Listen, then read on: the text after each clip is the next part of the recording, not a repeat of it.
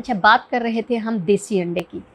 देसी अंडे अगर आप सुबह नाश्ते में 2 अदद देसी अंडे खाते हैं और रात में 20 से 25 बादाम खा लेते हैं, तो आपकी जिनसी ताकत एक सेहतमंद इंसान के बराबर हो जाती है। जितनी भी कमज़ोरी हो, आपको वो कमज़ोरी फ़ील नहीं होगी, क्योंकि देसी अंडे में प्रोटीन पाई जाती है और आपकी हेल्थ के लिए वो बहुत ही बेहतरीन चीज़ है। बादाम आपको पता है, ये जिस्मानी ताकत के लिए, पट्ठों के लिए बहुत अच्छे होते हैं।